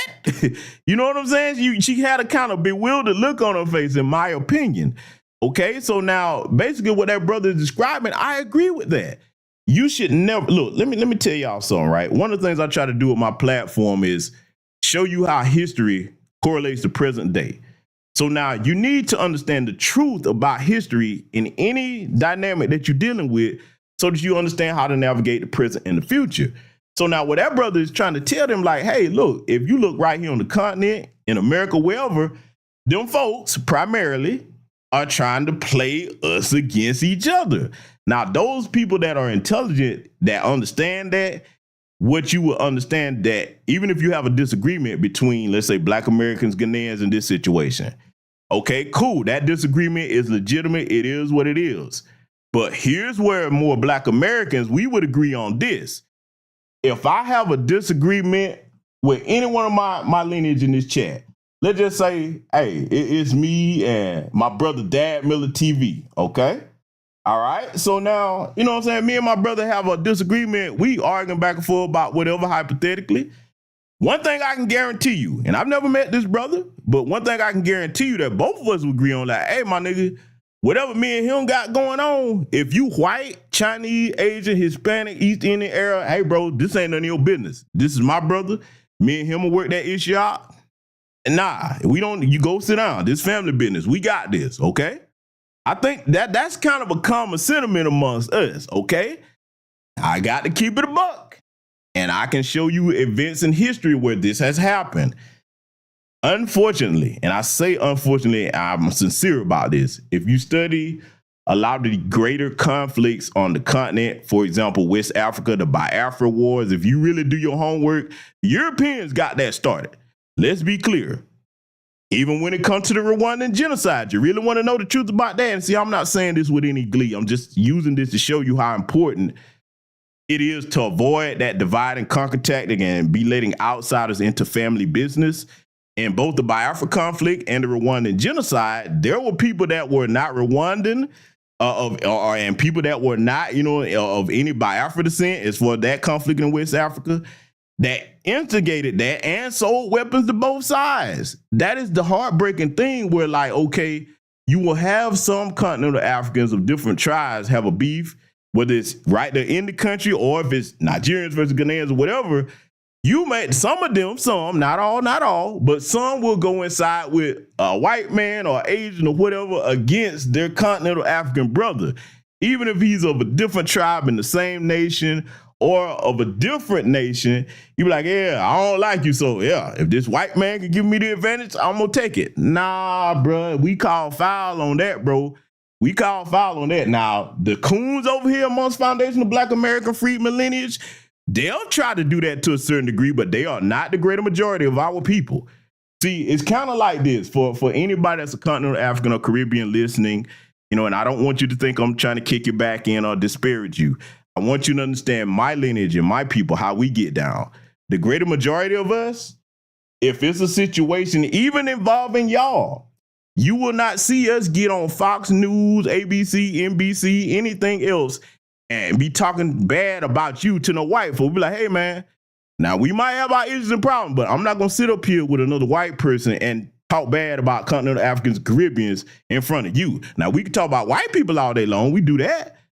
See, that's how we look at it. So when we start to see people outside of our lineage sitting up there disparaging us, we're like, hey, you violating. That is off code. It's kind of like this. If you got a cousin or brother or sister, y'all grow up, y'all fighting or whatever, yeah, y'all can fight all day long. Yeah, y'all go back and forth. Body slam, WWE, having a good old time with it. You know what I'm saying? And talking trash. But now, if you see that brother, sister, or cousin of yours getting jumped by somebody outside the family, like, hey, hold up, player. Whoa, no, I am coming to stomp a giant-sized mud hole in your ass. That is my brother. That is my cousin. We can fight all day long. Your punk ass better not touch him, though. I know that much. Nigga, we'll put all the differences aside. Do not touch my family. You understand? That's how most of us in my lineage see things, all right?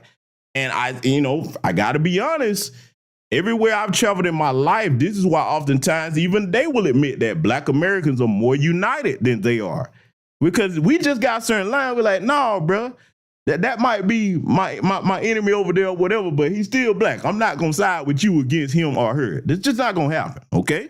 And I think I speak for most people in here of my lineage when I say that's kind of how it is, all right? So, just wanted to explain that to anybody that probably didn't get that, okay? So again, what the brother was explaining was that it would be better for you to work out the differences amongst one another and we work together for the benefit of both our people instead of siding with people that play us against one another. But again, when you travel, you will start to learn that everybody is not, everybody's not accustomed to doing that. So y'all gonna see it here firsthand. Let's let it continue. We may be, but our bank accounts surely are not the same. Let me find out from Jeff how he feels hearing all these sentiments, because these are now your countrymen and women. Are you aligned with their values? We are happy they are here and would wish that we can coexist with them without having any problem whatsoever. If we see our brothers and sisters, irrespective of even the color, even if it's a white person coming to buy something, let the pricing be as it is. You understand? And maybe governments and the state agencies need to establish some kind of price control regimes so that everywhere you go, the prices will be the same, so that it doesn't come to the point where I see you pay the way you speak or pay your color, then I price the thing to suit myself just because I want to make some extra profit. That is stealing. And it's very bad. So obviously one way to do this is what Mr. Kwesi here suggested, cultural integration. And I just want to hear from the people at the back. How many people have made friends with returnees, people from the diaspora? Are you integrating with them in your communities? Let me hear from some people. Yes or no? Yeah. Where I used to work, which is a beauty salon, a lot of the diasporans do come. What I try to do is I tell them, okay, if you want to buy this, when you get to the market and then they give you a higher price, maybe the thing is priced 100 cedis, slash it to like 50 cedis. So I try to give them tips. All right. Could you? Yeah, us Ghanaians get the exposure when we integrate with the diaspora. It opens our eyes. It generally gives us access to so many things to see that our skill sets can play on the global scale, and then we can. Let me tell you the truth. The Ghanaian dream is that we can earn first world money while we're still here. That's the Ghanaian dream. Okay. So once. Now I want to pause that. You see this brother right here? He's a fairly young brother, okay? All right, fairly young Ghanaian brother, Ghanaian native. He's telling the truth. That's really how most of the young people think that's over on the continent. What they want is better economic opportunities, and if they could get that at home, they would stay at home.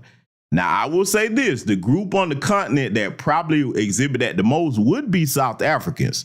For the most part, they'll stay right there in their country. And very few of them, black South Africans, that will, leave and go to other places like that. You know what I'm saying? They don't even really too tough go to other African nations.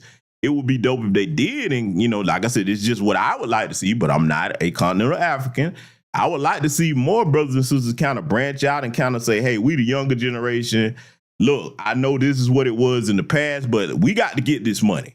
Okay, let's get together, kind of do away with some of the old stuff. You treat me right, I treat you right. Let's get this paper, man, and let's try to do something internationally where we can kind of, look, I'm going to tell you what I would love to see. I would love to see, and the problem with this is you can't just say, okay, I got an idea and this is what I want to do, and if nobody else is willing to pull their own weight with it, I would love to see an international Black Silk Road, similar to what the Chinese had back in the day, where if you continental African, Caribbean, okay, if you a black person in South America, whatever, we could all do business together. We would be able to supply and go to each other and be like, all right, cool, the white people or whatever ain't dealing with us, no problem. We got other options in other countries. I would love to see that. Do you understand how much money we would make if we had that? But again, you got to have enough people on board that's willing to do that, to see the value in having international trade going on. This is why they killed Gaddafi, believe it or not. I'm not saying Gaddafi was a complete saint, but he wasn't the devil they made him out to be. He was trying to get the continent of Africa to be economically independent. Let me tell you something, man. When you can employ your own people and feed your own people, nobody can oppress you or subjugate you, because you're not dependent on your oppressor for your survival. You understand? See, this is why if you look over here in America, why they had such a problem with the Black Panthers creating that free lunch program that all the school systems use, by the way, today. Huh? When you can feed your own people, they're like, oh, wait a minute. Whoa, no, Negro. I got you in an oppressed state. How dare you feed your people? If you able to fill the bellies of your own people, then you going to turn around and give them work? Well, then, hey, I can't maintain my power over you. You understand? So the Black Panthers over here, they got that. They understood that. And most of the people that were Pan-African, which is why Marcus Garvey had to come up here to get that off the ground, these were our people that was pushing that. That did not start on the continent of Africa, okay? Marcus Garvey had the idea in Jamaica, but he had to come up here to get it popping. And hey, look, if you know your history, you know how that ended with Marcus Garvey when they sent him back to Jamaica, unfortunately. Yeah, I would say it, but I ain't gonna punch down. I'll let you do your research. I could go there, but some people might say, man, you just beating up on folks. No, I'm not. But the reality is I'll say this much about it. When Marcus Garvey went back to Jamaica, there was an election going on for governor, and they chose a particular persuasion of man over Marcus Garvey, a Jamaican native, over him. And after that happened, Marcus Garvey left and went to UK where he died. And, unfortunately, he never went to the continent of Africa, but he never went back to Jamaica either because he was so disgusted at how his people kind of turned on him back then. Okay, so that's true. You want to know more about it? Do some research. But the young brother here, I'm glad that he's speaking and just telling the truth. He's like, hey, man, if we could make the bread, that would be the equivalent of American dollar over here at home, we would be chilling right here. We would stay here and build things up. And I'm gonna keep it a buck with y'all, man. The young brothers and sisters that are over there that's trying to stay there and do the right thing or what have you, man, dude, I really feel for them, man, because it's kind of like this, all right? For those of you who have never been to any African nation, let me tell you what the young people on the continent of Africa that are decent people are dealing with. There are brilliant people over there. They got all kinds of ideas. They have, they work hard to try to get an education. Okay, and the ones of them that want to stay there, or if they do leave and come back and want to get something built, you got these old, low-life, degenerate government officials that will sabotage them, blackmail them, like, hey, look, if you want to build this hospital, you got to give me so much amount of money, XYZ to do it, and just put them through so much red tape. But they be like, hey, man, I'm just one person, man. Fuck it, dog. I'll just leave, bro. Never mind. I'm cool. That's really what they're dealing with. I ain't gonna lie. I kind of feel for them, bro. That ain't cool, man, because they want their country to be, you got to understand, like, that's their home. So they want to be home and be there, but, yo, man, you making it so hard for them to live, they leave. Now, only thing I would say to any young person that come from that, when you come amongst us, please don't be disrespectful, okay? Come over here and build with us. Don't come over here and then start joining with the white supremacists because things weren't working out at home. That's all we ask.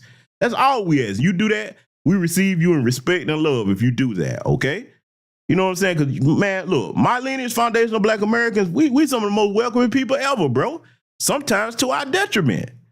So if you come and that's your situation, man, come amongst good Black Americans, man, and we build together and get things popping. You may learn something from us that you could use. And I say the same thing if you go into the UK, because it's easier for them to get to the UK than come here, okay?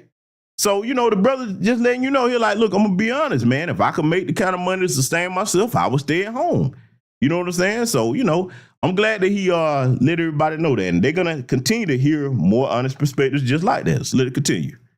The diasporans integrate with us and we're exposed to that. We don't want to go anywhere because we don't want to go and pay all the 40%. Okay, you wanted to say something to me earlier. I just wanted to touch on the pricing of things. Being new here, we're here for just over a year now. We try to shop in our neighborhood. And because we are new and because we don't speak the language that well yet, we're learning, but the prices get hiked up. And so then we are forced to go somewhere else to spend our money. And we would prefer to spend it in our neighborhood, but they're hiking the price up because we're new, they don't know us yet. But it makes it harder for us when that happens to us. Yeah. It's unfair. Okay. You got to really understand culture to understand people. When you come to Ghana. But people is culture. Yes, but when you come to Ghana, chopping is part of the culture. Yep. You just have to. Like chop my money. No, not just chopping. Like whether they chop their family, they chop their friends. It's just a way. Whether the government is chopping the resources, it's part of the culture. So. Okay, now for those that might be kind of confused on what the brother's saying there regarding, he's saying chopping, what that means is when they say chopping, that means, basically trying to finesse you out of money, you know what I'm saying? Basically trying to get, get you to pay more for something than it's actually valued at. So when he say chopping, that's kind of slang over there for what that means. Basically somebody trying to finesse you out your money, trying to hustle you. Just want to let y'all know that for those of y'all that's not adept on their slang there. If we want to see change, then we also got to influence culture. We got to go in there and then make something like chopping repulsive, like saying it's stealing. You understand? Now, if I say a government official that chopped resources that should have went here and he took it and reappropriated for something else, then he stole the money. See, now, if we say that instead of say he chopped the money, then at that point, he don't want to be a thief. So then he changed his behavior and his action. So it's important for us to start to look at culture and then influence culture in a way where we can bridge the difference and then we can progress as one. And one of the best and fastest ways to influence culture is through marriage. Our bride-to-be here. Talk to me about how. So now, let me pause this and address what the brother was saying to another Black American.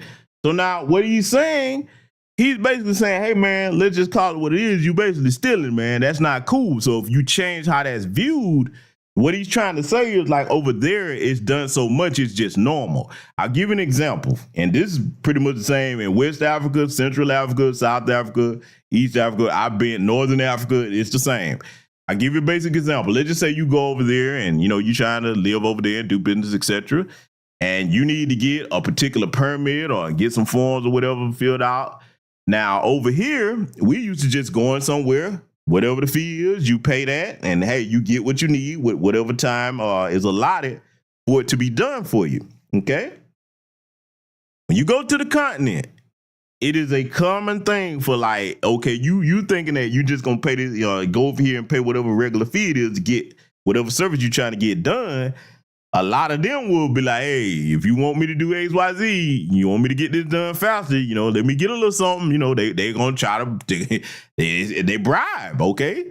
That like, and see, like, okay, to us that are Black Americans, what that brother just said makes perfect sense. Like, yeah, man, that's stealing, man. Let's treat each other right. That's basically what he's saying. Now, that makes sense to us.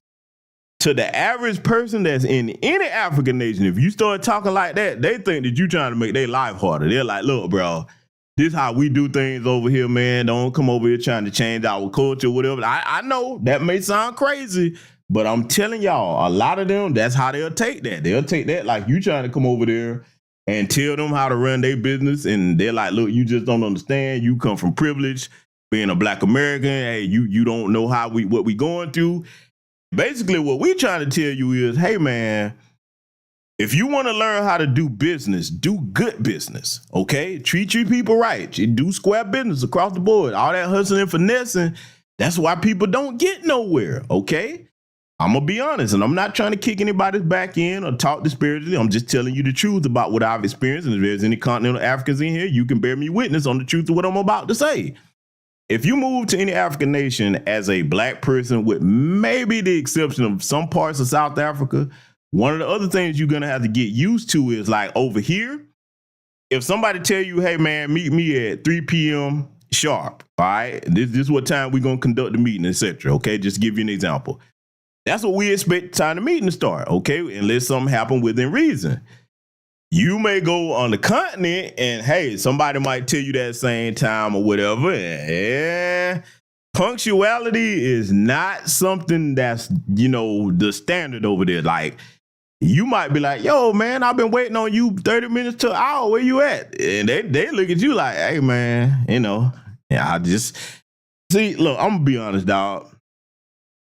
The way they view time and punctuality is different, and that harms you in business, okay? Am I saying everybody's like that? No, not what I'm saying. But there are a lot of people, even professionals over there with businesses that conduct themselves that way. They don't value time the same. And over here, we come from a cultural atmosphere where time is money, okay? So they're like, hey, man, what's the big deal? Are we here? And you like, yeah, but you were supposed to be here 45 minutes to an hour ago. Like, I had other things to do. So that would really be something that would irk a lot of you that's not used to that. Like, you might be mad, frustrated, but like, it depending on where you at, that's how most people gonna move. Now, I will say this, to be fair, a lot of the continental Africans that have gone over to other places that have been to America and come back over there, they get it. They'll be like, nah, man, hey, if you said be here, at 3 o'clock or whatever, you know what I'm saying? I got you. I'm gonna be there on time. Because they have moved around. They understand that, hey, man, you don't play with people like that if you're doing business.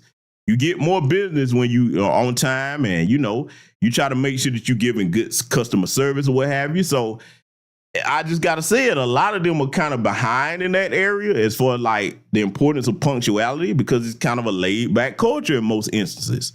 Okay. Now you got some of them that get it. They're like, hey, man, you play that shit if you want to. I'm trying to get this bread. So I'm going to be on time. All right. I'm just keeping it a buck, man. So like I said, anybody that's a continental African here, wherever you from, I'm telling the truth about that. I ain't making that up. Let it continue. You arrive in Ghana hoping to be here for 2 weeks and then you're about to get married. Actually, I felt a spiritual calling to come to Ghana. I was in Tanzania at the time. And I had a friend who was here, and I was like, I'm coming to do a poetry and photography book, and I need a partner. Can you connect me with a reliable man who can assist me? And that reliable man became my soon-to-be husband. Reliable. We have a daughter together. I gave birth here in Ghana, and that's also a thing. Like when I gave birth here, people were like, why didn't you go back to the U.S. to give birth? And I'm like, this is an ancestral moment for me. In my lineage. I'm the first in my family to come back. The first in my whole lineage. Even when I went back home, they were asking me questions about Africa. None of them have ever come. Have even decided to live. And now I have my brother and my sister are coming. I got my auntie and cousin coming. Now their minds are also opening up as well. When you think about going to the U.S., you don't realize if you go there, you give birth, who is helping you? Everybody is working. You won't get your auntie to come and help you with the baby. So these are parts of the culture that they have here that are so beautiful, and I think we should continue to uphold. And I'm happy definitely to be marrying my Ghanaian husband in January. Yes, Labonga Song Sore. Congratulations. And you have obviously gone up the ranks and you're now a proper chief, you said. So how did that come about? I mean, you're completely immersed in the culture now. So I would say the language is key. When I first came in 2008 to repatriate for good, I first came in 98, to Ghana. But when I came to repatriate, I was going to look at houses. And the agent, I was speaking Twi to the agent because I had already... Now, I want to touch on something very briefly that this brother said, and I want to underscore this. And again, I'm not trying to twist anybody's arm to do anything or what have you, but I do want to touch on something that he said that's very important. Y'all know me. I'm retired ex-military. One of the things that I found very, very beneficial in my travels to different nations over the years is learning the languages. So that's another way I added to beyond my childhood being exposed to different languages, learning different languages while I was in the military. Because, hey, the more that you understand about wherever you're going, that could be a matter of life or death. So that's something that, I always liked to do in my childhood before joining the military. And while I was in there, that was critical, okay? And I made sure that I was able to teach others under my command certain languages depending on where we are. You know what I'm saying? Because now you got some people that like, nah, I'd rather just hire one of the locals to be a translator. Okay, let me tell you why your brother took a different approach in the military. Depending on where you're going, if you just relying on the translator, what if the translator isn't being straight up with you? I want to know what you're saying, okay? You know what I'm saying? And look, I may learn that language and I might not make it known that I know what you're saying because I want to be able to catch you if you're lying, okay? So that's, I'm just saying that learning another language, it does open other doors as far as awareness. That is basically kind of like walking into a brand new world. Like, whereas you once heard a language and you didn't understand it, but then once you learn it, now it's like, okay, it's not coming across to you as something you don't understand. You will realize, like, a lot about how different other people's cultures are. So it's definitely a positive thing that I would encourage anybody, hey, whatever language you pick that will interest you, I would encourage you to try to learn that no matter what age you start. So that's something that I thought was very important that the brother was saying, but I'm going to let him continue with his thought here. Learn Twi. I'm teaching Twi at the university now. But the guy who was the caretaker, he didn't know that I spoke Twi, so he just decided, he sees me and he decides he's going to speak English. So I heard him turn to the agent and say, "Ne boy say now, so you be catch and say ne boy say now for the men women na ya chisikano." Saying that the real price is First of all, how is his accent? Is he good? Yeah. I'm saying it just like how the agent said it. They know this voice. That's the scheming voice. Can you translate for us, please? He said that the price is this, but the price is this. We're gonna tell him the price is this, and then me and you were gonna chop the money half. So I heard everything that the guy said, but I go through the whole house. And as I'm leaving, I said, okay, it's very nice. As I'm leaving, I said, now, Karachi, put your throw down. And the agent said, man, can't you know say on Chichi? Man, can't you know say on Chichi? So he said, I didn't tell you he doesn't speak Chi. But, for there, it really went into how once I know the language, it has a very major impact, even in terms of how much they can chop me. Because sometimes I'll just talk, normal. Like I'm just speaking with my regular accent in English. But then I'll switch to impeccable Chi, where I'm saying the numbers in Chi. Because a lot of Ghanaians, they don't, once they go to numbers, no. But I start doing it, and then they're like, wow. Okay, so we now... Now, you see how what that brother described, that's actually a protection against you being hustled.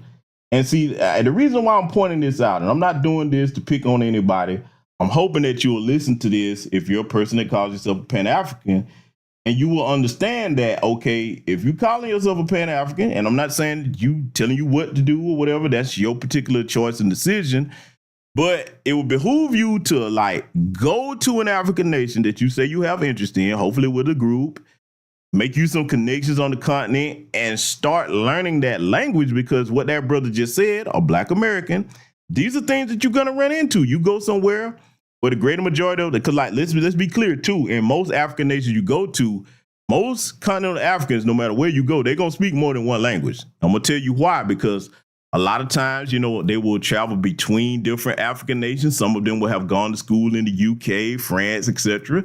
So some will go to school in China, particularly Guangzhou, which is nicknamed also the chocolate city up there in China. So some of them will know some Mandarin Chinese, etc. So they'll speak multiple languages. And see, let me tell you something else too. One thing I thought that was dope in some of the African countries that I visited over the years is the younger people that do speak more than one language, they thinking money, baby. They're like, hey, when these tourists come in, if I find out where you from and I can speak your language too, hey, yo, you need a translator? I got you. You know what I'm saying? So some of them, they ain't just sitting around like, oh, woe is me. Oh, my situation is so bad. Oh, no. And let me tell you something, man, you can do a lot when you speak different languages. Some of them, I've got friends over there that speak as many as 7 different languages, okay? You know what I'm saying? So, hey, they figure out, nah, bro, I'm finna get my money by being a tour guide, and I'm gonna get my money by teaching my people this language if they want to learn it too. So it's opportunities with speaking multiple languages, okay, anywhere you go, all right? So, but like that brother was just saying, it was a protection for him being hustled, and they were definitely gonna get him now. If they would have been able to get him, you know what I'm saying? You heard what he said they were saying. They were like, hey, we gonna hustle him and tell him the price is higher than this, and me and you just split the money. And then when he hit them with their language, they were like, hey, the scheme wasn't gonna work then, okay? So just point that out to you that are over here in the United States that never been to an African nation, saying that you Pan-African. Yeah, are you learning any African languages to the place that you want to go? Let it continue. I know that Professor is also a comedian. It's good to know. Let me hear some thoughts before we come to some closing remarks, please. I think basically what we two are battling with is the narratives. The narratives that are painted to them about us and the narratives that are painted about them to us. So they are painted to us as rich people. They live their luxury, they are bougie and all that. And then we are painted to them as peaceful people.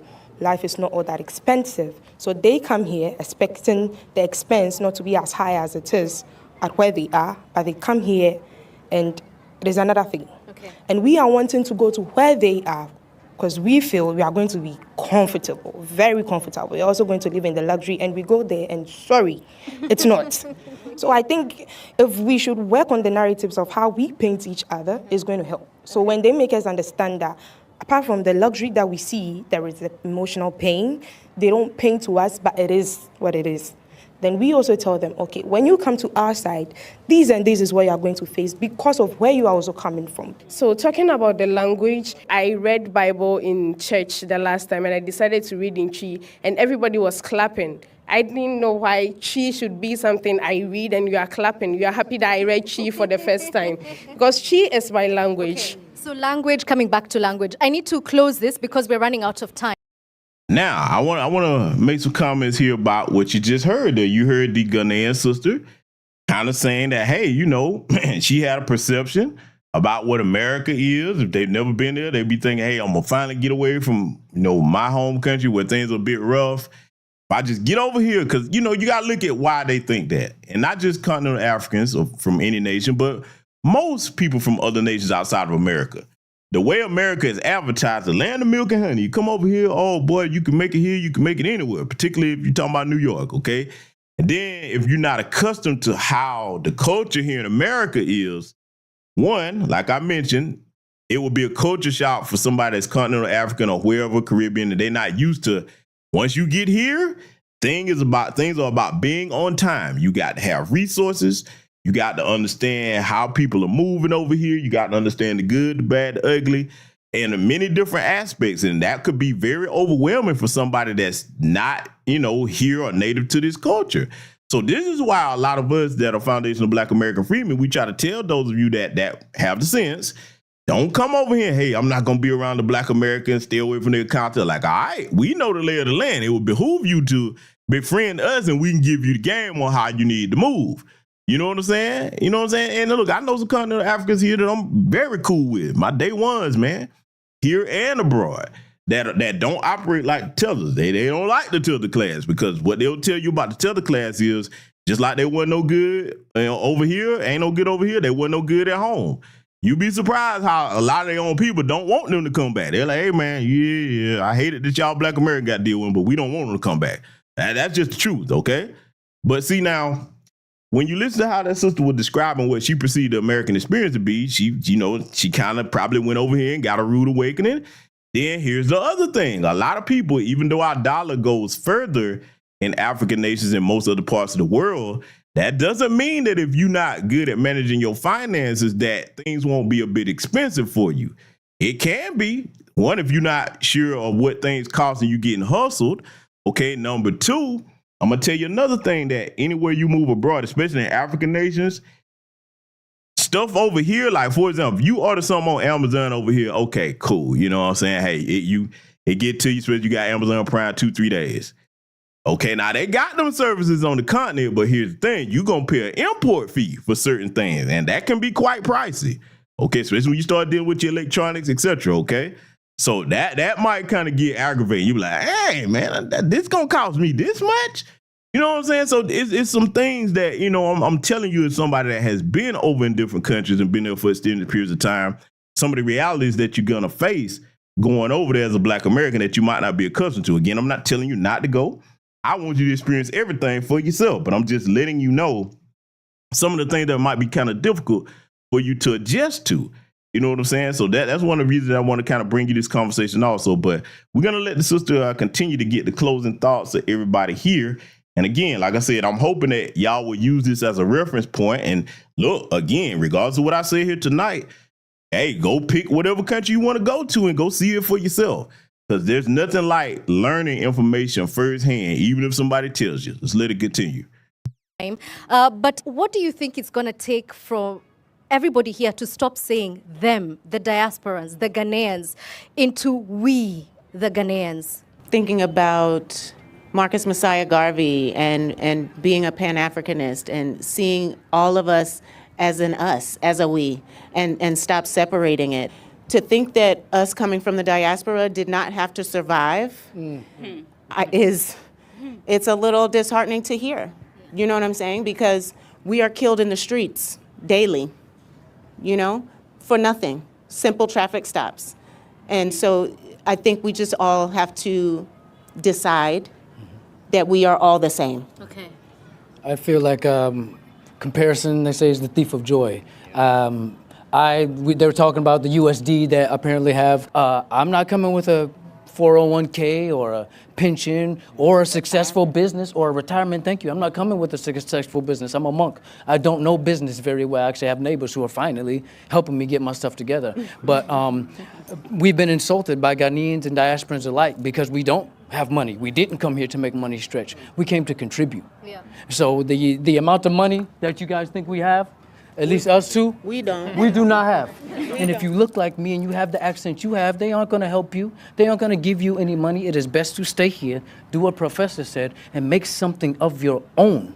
Because The even talent here the is- talent here. Okay, but what about people who go out and make it and make some things of themselves? That's a very small percentage. And of course they're going to show you that on television. That's a very small percentage. And of course that's what they're going to show you. All right.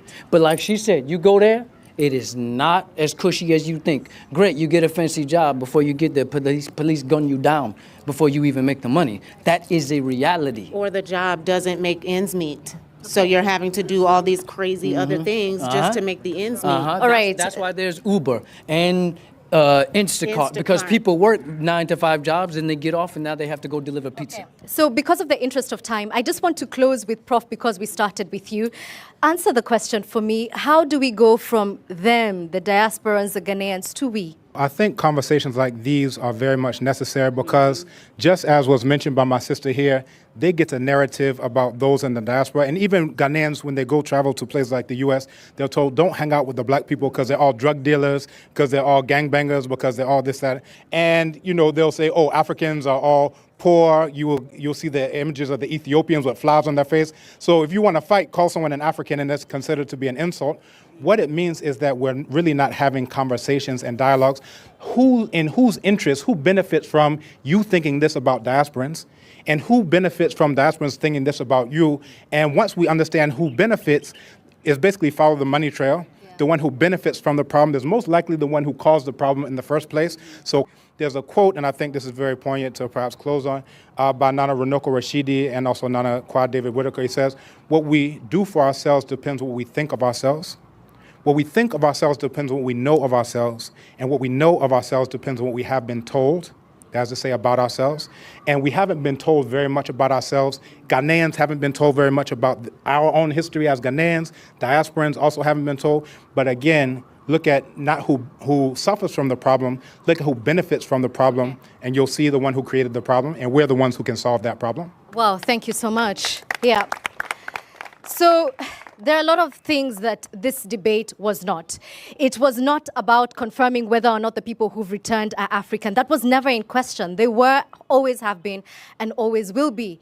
This debate actually affirmed the words of Kwame Nkrumah right there, the doctor. He is not African simply because he was born here, but to be African is to have Africa born in you. Thank you for watching.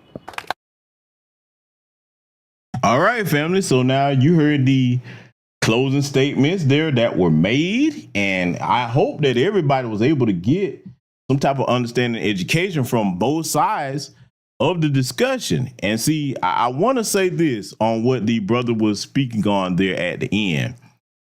One of the things I wish the Black American brother, that's the Pan-Africanist, that was in the dashiki with the black and red on, I wish he would have said who they are, because if you're gonna say something, label it. It's white folks that are the beneficiaries of division.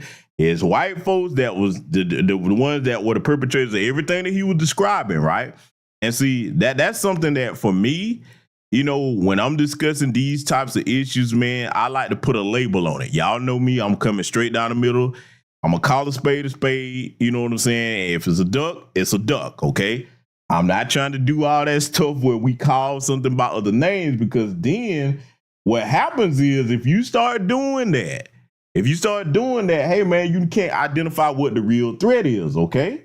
And that is also a part of honesty and discussion as far as like full disclosure.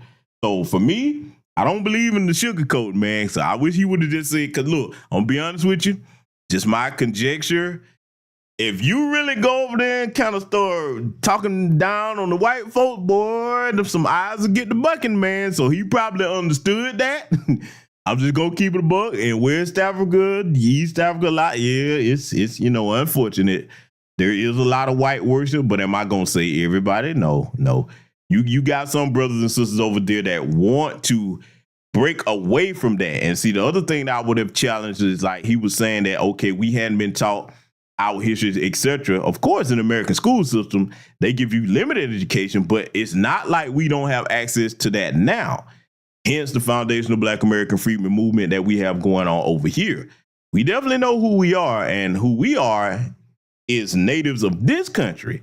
Now, there's some people that might feel otherwise and they may choose to go somewhere else. But as you heard from this conversation, there will be certain realities that will have to be faced regardless of what they have come to believe or whatever, you know what I'm saying, they subscribe to. And again, everybody's going to do what's best for them. But the bottom line is the greater majority of our people, we know exactly who we are. And we know where we come from. We respect our culture. We respect other people's culture. We just ask that folks do the same with us, okay? Now, just wanted to make that statement and kind of give my closing thoughts on that. Again, to remind everybody, probably Friday, I'm definitely probably thinking about doing an X space on discussing the movie Sinners. So if you hadn't seen the movie yet, you probably ain't gonna want to come in that space because I'm gonna really go into detail about a lot in that movie. And I loved it, man. Like I said, I may go see it a third time. You know what I'm saying? Very good movie in my opinion. I ain't gonna give no spoilers here tonight, but it's probably gonna be some spoilers Friday. You should have had time to see it. So if you haven't seen it, you ain't gonna want to be a part of that X space, okay?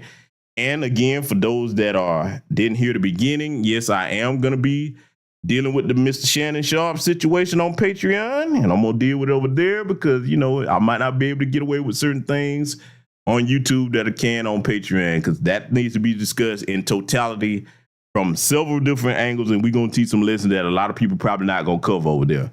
Okay? So with that said, thank you to everybody contributing to the broadcast. I want you to remember that we're a great and mighty people. Remember that travel is one of the best forms of education that you can ever get. And regardless of any information that you get or hear about, go and learn it for yourself so you can apply it for yourself and you'll have firsthand knowledge of things. That's it. I want you to take care of yourself. Salute to you, Black First, and I will see you all in future content.